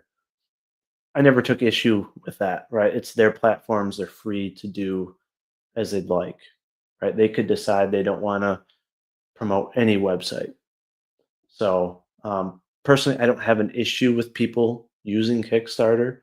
I don't think it's this like glorious land of opportunity. Yes, you may get some organic traffic because there are more people that go on Kickstarter and peruse, for example. But a majority of your backers are going to come from networking. It's going to come from being on these channels, getting promotion from folks, and getting yourself out there on Twitter. If your project is looks killer enough, people are going to back it regardless of the platform. And if you want to do an experiment, right, do your Indiegogo, right? Exhaust that fully, go in demand, and then once like you've basically stalled out on Indiegogo, then yeah, toss it up on Kickstarter, and you could see, right? Does it bring you 100 new backers or does it bring you 10? I mean, still 10 is something, right? It's still funding, but I don't think it's just magic, like poof, you're going to get a bunch more backers or anything like that. So, and the whole thing between Fraga, Shane, and John, it's unfortunate. I mean, that's the biggest thing. I hope that they can mend fences over time. I just don't think that right. Dan's been kind of out of the space in a way for a while, and for good reason, right? So I just think that he didn't really go into it with a neutral position. I don't think he approached both sides, got the full story from both sides to where he could have just decided, like, hey, better to not talk about it at all and just like, hey, be friends with everyone. Nothing wrong with that. Um, but he decided to talk about it before getting input from, let's say, the side of Shane and John and all of that. And yeah, right. There's ball busting when it comes to their streams and stuff like that. That's nothing new. He shouldn't be surprised by that. And again, there's context, there's lore, there's history behind so many different interactions and events that have happened in CG, to where I think it was just an unfortunate knee jerk reaction. I personally don't have an issue with what you know Shane and John did. I don't think they did anything wrong. Honestly, I understand where they're coming from, and so, but I hope that they can all just have a discussion, and cooler heads can prevail because I do think that Dan can be a really positive and powerful voice in the space. And it's probably best if he just either ignores the drama or can just have a conversation with the side that was, giving him input to just be like, hey, man, I don't want to be involved in this stuff. Um, he shouldn't be forced to like choose friends in that sense, right? And if he wants to be friends with everyone, it's definitely possible. But once you start like merging um, people's thoughts about events and things like that on opposing sides, things are just going to get messy, unfortunately. And yeah, there's bad blood in any competitive space or creative space. And yeah, it's an unfortunate situation. That's for sure. See. Yes, thank you for the help there. uh, so Eric said Shane said BackerKit, which is part of Kickstarter, banned his campaign after looking at his social media and YouTube. And I remember, I don't know if it was, I don't know if it was BackerKit, but there was one other, was it Crowdfunder, like without the E, the ER, right? Just R.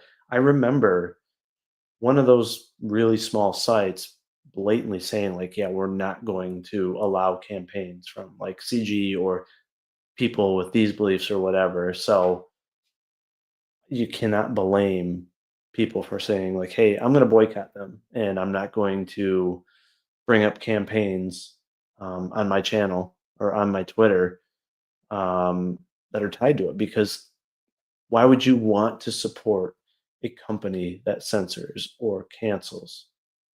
Right? The more creators make on those campaigns, the more that company gets. So I get John's stance on that because he personally had a bad experience with Kickstarter, as have others. So I get that. Um, but he's not saying that everyone has to share that sentiment.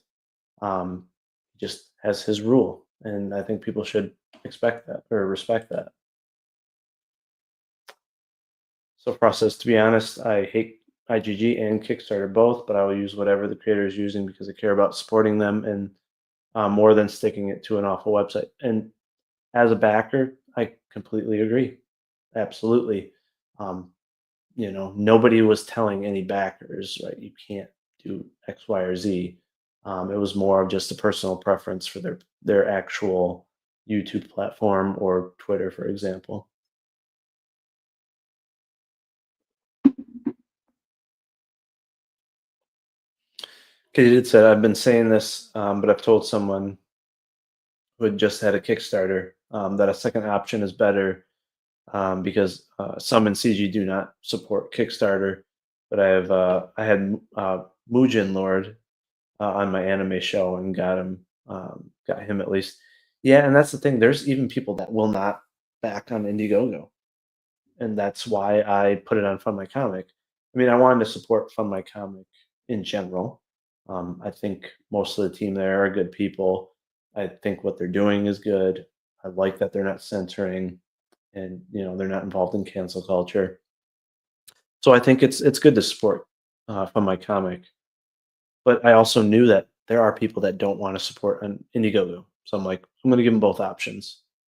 The only downside is, yeah, from an optics perspective, it makes the funding look less if someone were to go to Indiegogo. But I still got what 10% of my backing on on my comic, and I don't want to lose any backers. So I was glad that I used Fund My Comic for several reasons. So but yeah, doesn't hurt to have a second option or run your main campaign on one site, do a secondary on another, or dual run them, because then you have that flexibility to where it's like, okay, if you're running on both, you have a platform or a YouTuber that won't use or won't promote one of them, you have the other, right? That flexibility can be good.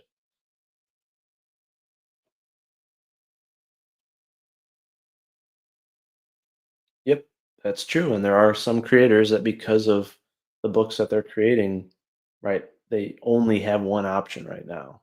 So thank God it exists.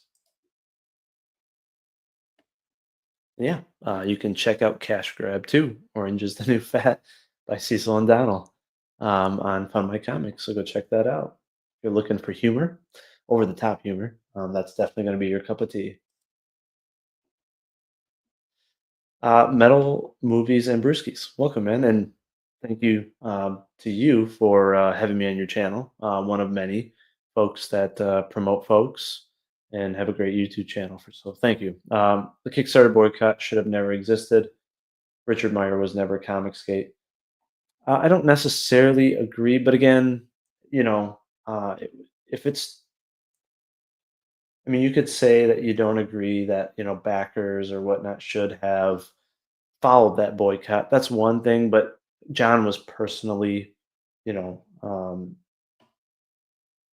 he personally had to deal with negativity due to that, and it impacted his business. And he worked with Richard Meyer, so I get why they have that stance. Um, but yeah, I think it's really a non-issue now, unless you are relying solely on a few of those guys to promote you. Again, you can always use Kickstarter. You could always have a secondary on Fund My Comic and ask those guys to promote that. But again, never go into a campaign relying on certain creators to promote you because there's a chance it won't happen. Um, and there's no point in frustrating yourself and putting yourself in that position. So yeah, I don't know what's going on. uh, Thank you. Must be the new setup. Must be giving me some good luck. I don't know. Yep, I agree. And I don't disagree with that either. Um, yeah, you can definitely use them all, and get whatever backers that you can. You just have to be prepared and know that like, hey, if you're planning on getting promotion from creator A, B, and C, that one platform is going to be off limits. But otherwise, by all means, use it. It's like there's no harm in it.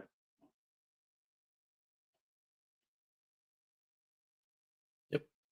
Yep, it's an individual choice, and just got to respect, people's wishes there.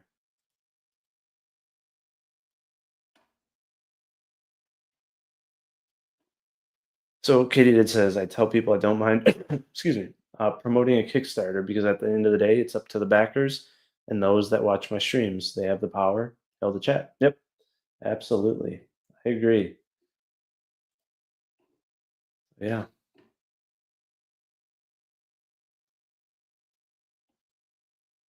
Trying to think if there's something good to EFAP here. I wasn't able to do my typical layout and plans for the stream again with all the moving and everything. Just want to do a quick chat and check in, and man, didn't expect all these people. Pretty damn awesome.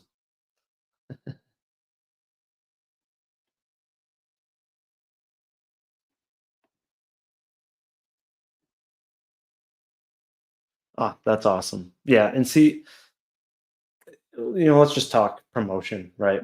That's the name of the game when it comes to indie comics, and that's where I had my negative, I would say, interaction with Eric July initially was over that sentiment that I believe folks should not obligated to promote one another because right there is a great example, right? Mikey was able to find my channel because Katie was kind enough to have me on her channel or to plug my campaign during her channel. And because of her doing that, folks have enjoyed my books and they've now joined my stream. And now there's a chance that people are going to find other creators, right? All these campaigns that Eric has been so awesome to share the links to here in the chat, right? Any one of my viewers right now could then find another creator and another creator. And again, it's this growing, beautiful experience where again, it doesn't just help the initial channel or creator. It helps the next one, and it helps the next one, and then it helps the next one. And it just blooms, right? And you can just see the network expand where you get all these new backers, all these new viewers, but it doesn't just help the creators. It doesn't just help the YouTube content creators. It helps the backers. I mean, let's be honest. It doesn't matter if there's a creator out there that says, I'm going to give you monthly comics. I'm going to be giving you enough comics to be your sole entertainment source, which that's nonsense, right? You read a comic in an hour, maybe two, right? You would need a lot of comics, hundreds from a single creator, probably more than that, right? To be able to fill up their time for entertainment. So it's helping the backers because the backers have a higher chance of getting more quality entertainment, right? They're able to use their judgment, go to these campaigns and be like, this is my cup of tea or it's not. And then they may just get basic entertainment out of that book, or they may fall in love with that book, right? It may end up being their favorite book. It may help them through a tough time. It may be more than a book to them. Right, that's a big reason why I wrote my books. Initially, it was to deal with life, um, to help me through some hard times. But then I was like, you know what? I want my book to do that for others, just like it did it for me. And so there are backers out there, whether it's again for a comic, for a novel, that end up, reading relatable stories that help them through a hard time, or just give them entertainment, give them a distraction from this shitty ass world or how shitty it can be, right? So it's for the backers to promote one another. It's not just for yourself, right? No one should be trying to hoard backers. I'm sorry, no one is providing enough content for anyone to survive off of. It's just not going to happen. And so, why not give your readers more entertainment? And then those readers are going to share that content or tell others about it. And again, there's just that chance of getting more exposure and getting more backers just grows and grows over time. And I think that's what independent comics needs to put more focus on. It's lessened over time. And again, yeah, because there's been some bad blood, there's been bad interactions between folks. That stuff happens. But you've also seen creators that will leave a space or leave a group and they keep creating, but they stop promoting, which I just don't understand, right? Because I mean, there's no way that you stopped liking, I would assume, or supporting all of the creators in a group or in a space. So why did the promotion stop? And yeah, you're the other thing too is you're getting this like I don't know, I get a kick out of this where some folks will do now it's like this short 1 minute shout out video. And you have people that are new to the space or indie comics just being like, holy crap, they're promoting other people. Like, this is the work of a saint. Like, more people need to do this. This is amazing. And it's like, where you been? Right? There's people that do this weekly, daily on YouTube. They don't get paid for it. They might get a small chance that they'll get some growth on their channel or right, they may get a reader from it, but it's like, guys, like, yeah, applaud the fact that promotion is happening, but don't act like this is something substantial or new. Many of us have been doing this for years and more. I mean, I'm glad that I now finally have the time to do it on YouTube. And for folks that are new here, typically every week I do a BA recommends segment. I recommend an indie comic where I do a short review of a book that I recommend, a legacy comic, right? Mainstream film, right? Something from every medium or space or, primary ones. And then I'll do a promotion segment where I'll go through several campaigns, give a breakdown of them. Again, try to push for more backers. This one's a bit unique because, again, just didn't have the time to prepare for that. But people have been doing what I've been doing for years. They've been dedicating soul streams to promotion. This is nothing new. We need people to highlight those folks that have been doing it for years, the folks that are doing it right now for hours every week, the folks that are retweeting countless campaigns. And that's one thing I've been trying really hard to do the last 3 years is boom, just retweet, right? Any book that looks good and is from a creator that seems to be positive in the space. I do have one stipulation. I guess I boycott promoting folks that don't promote anyone else. I just, I think in the indie space, again, you should promote one another. So if I see someone that's all like take, no give, like I don't want to give. Um, that's just my personal stance. And there aren't a lot of those, but there are some. But the thing, they're doing themselves a disservice by not promoting other people. Every backer counts, and with every new backer, with every new viewer, with every new channel you go on, you get this ballooning or flowering effect when it can just bloom and you can get more and more and more and more. And then you can use that reach to help others get more and more and more. And in the end, the backers get more. They get more entertainment, they get more books, right? Isn't that why we're doing this, right? We want people to be enthralled by a story.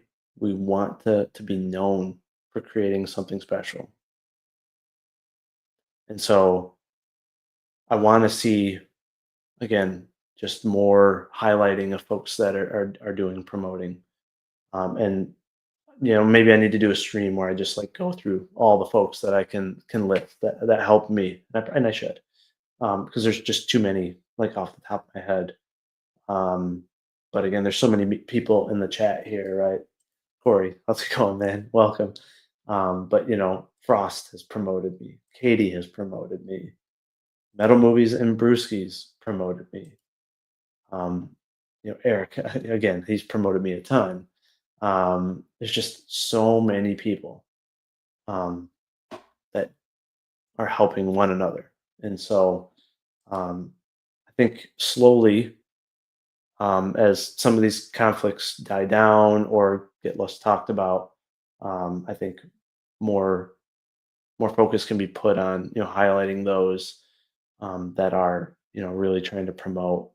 And I hope even if people leave some groups or whatever, they'll still have that spirit of wanting to promote folks that they think are good for the space. And but I will say, right, even me as a smaller creator, right, I've been burned by people that I've promoted. I've had people, you know, stab me in the back per se, and start taking shots at me and all that. And so I understand why some of the bigger creators are very hesitant now. It's very unfortunate when a few shitheads, ruin the promotion space for a lot of others. But don't give up. I was able to get promotion from a lot of big creators by simply being patient, promoting others, just being a normal dude, and putting out the best work that you can. And eventually, it should get the eyes. It should get focus from some folks. But again, if there's less bad experiences by some of these promoters over time, then hopefully you can kind of get put more fuel on that fire that was huge years ago. I was like, man, I wish I could have been promoting my upcoming comic 6 years ago, right? Um, but yeah, I want to do my part. I know there's plenty of other folks doing their part. So uh, yeah, just pass on that promotion spirit. So we have, let's see here. Somebody wanted me to EFAP Katie's video. Let me try to find that video. I'm not sure which one that is.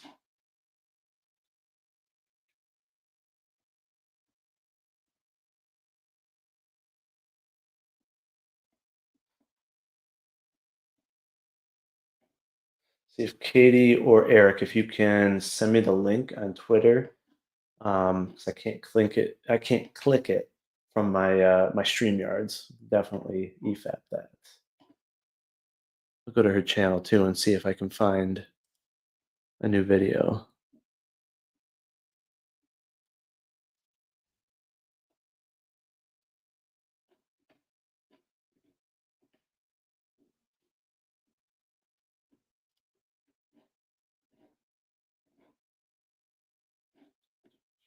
Oh, we have Tank Fair. How's it going? Welcome. And we have Baki.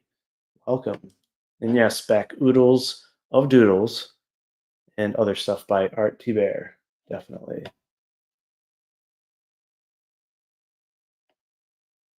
Right.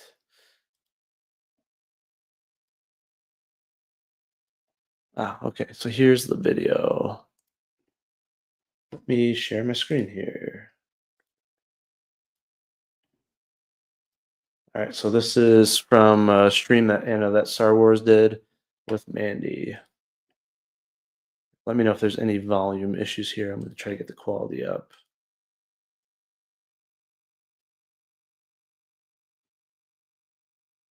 All right, here we go. I told her the same thing when we got off our call. That's my brother. Dan, I know you like that. He don't know me like that. He's coming to me for help. I take time out of my day. All he wants to do every time he has anyone's attention is badmouth someone else. That's what he did to you. That's why you're wound up and angry, because let's pull out of this. Let's pull out of this to you, and now you're mad. Let's get out of the granular aspects of things. It's better than my main point where people want to say betrayal and all this. My main point is I want CGB to strong. I want us to work with. No, we're not, Ethan. The numbers are dropping, buddy. Dan, I've surpassed my last. No, this point is stupid, guys. I don't know if you've realized the price of gas and eggs has skyrocketed. this past couple of years, I don't know if you guys noticed this, but nobody's getting this magical stimulus check anymore. Mm-hmm. I don't know, like I don't know if you guys saw that tweet. Yeah, I mean, it's not just that indie the indie space is completely oversaturated. There are a lot more creators, new creators, than there were 6 years ago. So I think there's less funding to go around to an extent. But yeah, wages are not increasing at the rate that inflation has been. And so there's definitely several reasons why funding is down. Tweet that I put out like a couple months ago when my insurance came in, and my insurance, it was still way overpriced. I was paying over $300 a month for one vehicle. It went up to almost $1,000 a month. Yeah, Holy shit. it was, Mandy, for one vehicle that only I was driving. My husband wasn't even insured like on it with me. I obviously dropped that insurance, but it's all Right. the stupid stuff that, my governor decided we have to insure for. So I dropped that, and Oh, I just remembered where you live. yeah, I live in California. So I had to have volcano insurance. I had to have nuclear power insurance. It was all of the most bullshit shit. Yeah. So, but that's how much I have to pay. So when those are just like my bills, not even my internet, me and Peach is paying rent and mortgage, but Right. it's Well, not you're a- still paying your house payment, and then plus groceries. I was expecting a baby. Those kind of come over buying a comic book, even from my friends. of course, yeah, no. And so a lot of other people here, right? Somebody says $8.89. Guys, to buy a dozen eggs, I was at the grocery store last night. $13 plus tax for a dozen eggs. you could buy a fucking chicken for that here. I know. And I mean, Yeah, I think I make California's relatively wild good right now. money, and so does Peaches, but that's not the case for everyone in CG. So it's No. like the economy has gone to shit. We all know why. I don't like talking politics, but we all know why and what's been going on, especially when it's getting exposed that our taxpayers' dollars went to go fund some trans gay play in Peru, right? So it's like, yeah, people don't have the money like they used to back campaigns. I have a feeling that's all going to start changing. Hopefully, fingers fucking crossed. Right. But this point that Dan's making, it's like I know you're smarter than this. It's a very moot point, to be honest. Like, oh, see, CG's losing money. Well, I mean, there are so many different things that could. I mean, like exactly what you said. There's also the fact that little groups like this one, right, have basically ran away the attitudes, the ungratefulness of like what Allie did to Shane and I, where we promoted her, and then she turns around and does all that. Promotion streams are drying up, and nobody is building their own fucking channel. Nobody's doing it. Nobody is building a channel to help. Let me build a channel, and then I'm going to share my channel with other creators, and they'll share their channel with me. None of that is happening. Yeah, and like I said, I hope there's more folks that start doing that. I mean, that's what I'm trying to do here. But that was again my big complaint. With Eric was like, dude, you have this massive channel just once a week. Like you could do a 30-minute segment, hour segment, and just pull up some campaigns, bring on a couple, folks, which like Mandy and Shane do, right? They have like 4 creators on for a couple hours and promote. Like that could be monumental for those creators, or maybe not now, but back in the day, it could have been. And that great rapport with CG specifically would have helped him retain customers. It would have brought him new customers.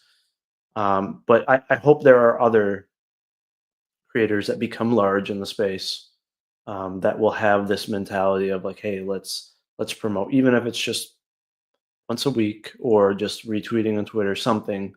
But it would be good to see just more group promotion streams. One thing I mentioned early on is I hope my plan, and maybe I'll start it next month, is once a month dedicate Dark Horse Discourse to a group promotion stream, because it's kind of hard, talking on certain topics to just bring anyone on and then try to plug throughout that and have them sit through it.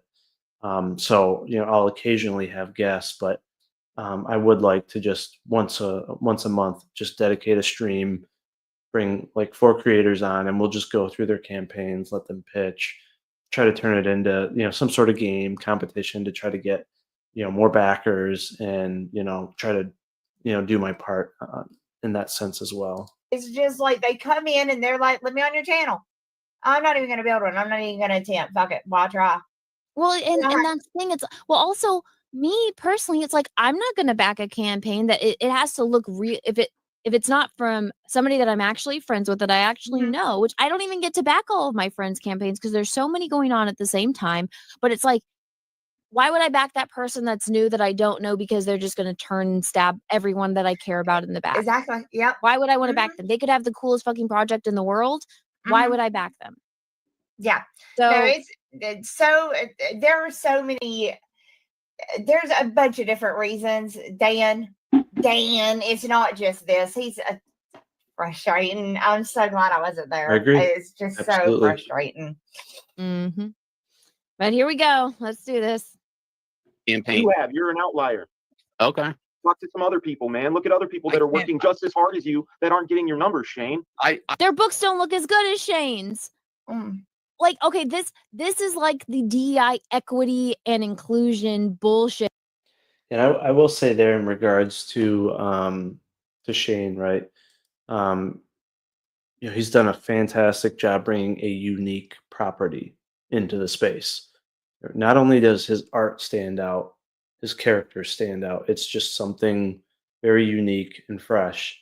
It doesn't look like a copy and paste Flash comic or a reimagined Superman with a different, costume and a beard. Like, it's something unique. And that's what the indie space needs more of, is something that stands out, that doesn't look just like another comic, where the characters look unique.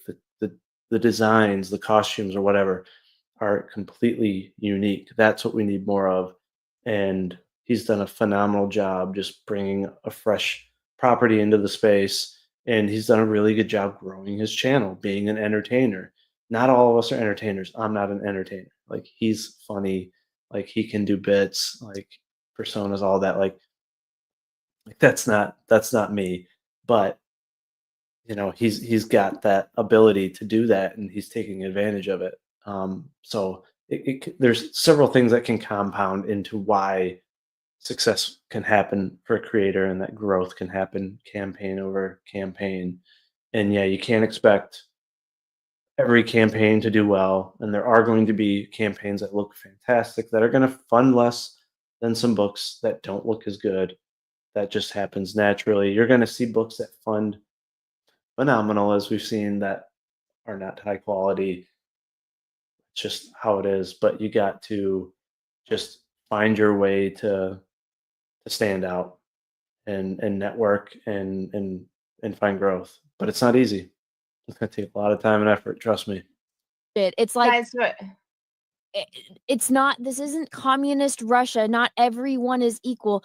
I hope she knows Russia isn't communist today, but I'm gonna assume she means in the past. I'm sorry. Shane is an extremely good artist. Not everyone can draw a book like Shane fucking Davis. Okay? And he is extremely entertaining at the same time. So you put those two together, he streams constantly. No, how all he just the time. works just as hard as you. I doubt it. No, who was his example? Was it Aaron? Oh, Aaron, yeah, right? of Aaron. I love Aaron. I love Aaron's work. I think he's a really good guy. But he doesn't stream as much as Shane does. I mean, Shane is constantly out there streaming. He's like, hey, he's in your face all the fucking time. Well, Aaron streams a lot, but the thing is, they don't really promote it. So I feel like maybe, like, I know Graham tweets it out, but like tomorrow, I do a stream. Yeah, and that's the thing. People that have that ability to entertain, make a spectacle. I mean, they have a higher chance of bringing in new backers, growing their channel, and all that. I mean, that's just how it is. And Shane's done a really good job doing that. Stream with Aaron and Graham and Ron Garney, and we review an episode of Star Trek. That's not going to get the biggest audience. Aaron does draw streams. Aaron does the professionals. Aaron has his own show, and Aaron is extremely entertaining and charismatic. But it's also that you got to know how to be a YouTuber, which a lot of you have to have. Yep, absolutely agree. Story is the main thing. The art will sell the book, but the writing will bring the people back. Art is secondary. Most people want to be entertained.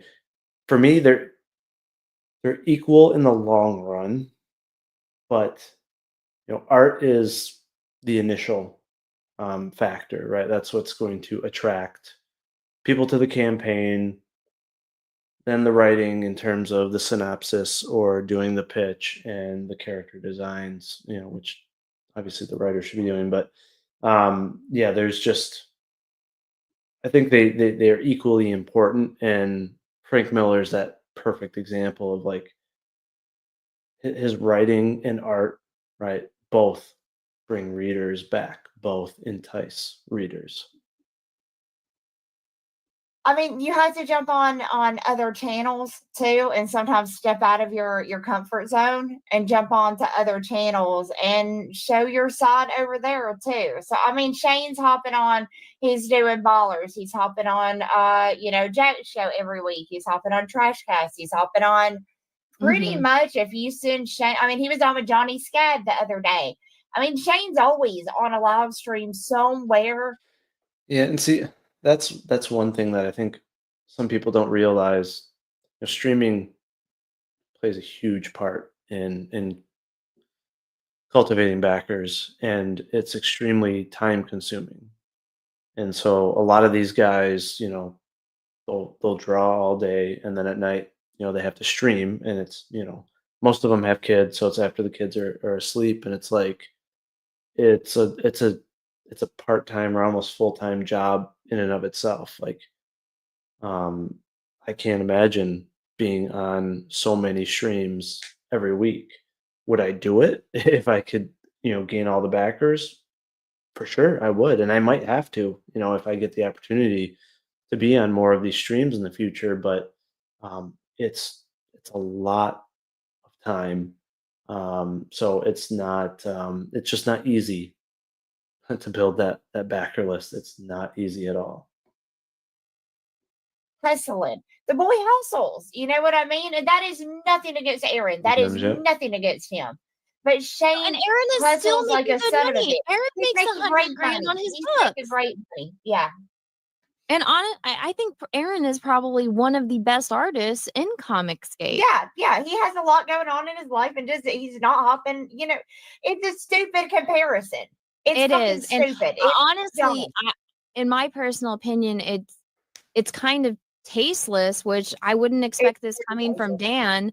But it's like, why would you put these two guys together, especially when Aaron hasn't done anything? Aaron didn't ask for that. No, Aaron's just sitting there, probably wishing he bit would have left unfair when the offer was out there, so he Yeah. doesn't I have to know. like Bring that up. awkwardly leave now. You know what I mean? I know, but And you know what? It is good exposure because that was one of the most watched Comicsgate Kings episodes. Fair enough. Yeah. Go back, Wraith of God 3 for sure. Clip. Awesome. All right. Well, I appreciate everyone joining and welcoming back to streaming and everything. So yeah, we'll be back next week. I might make Thursday night my new night because it seems like more and more people are streaming on Tuesday, and I don't want to take away from folks' audience there. We have Frederick Gumont, who's in the chat. He has a stream every Tuesday night at 8 p.m. Eastern, I believe. So check that out. We also have Salty Jaws. I believe he streams somewhere around 9:30ish, maybe 10. And so yeah, I will probably move this to Thursdays, and I may start doing a random stream here and there. Again, just try to get more comfortable and used to doing this. And yeah, we'll get back to doing BA recommends and some more promotion next week. So And yeah, hopefully next month we'll try to do like a group promotion stream and kind of bring that to life. So appreciate everyone tuning in. And I hope you guys have a great weekend, and God bless. Take care.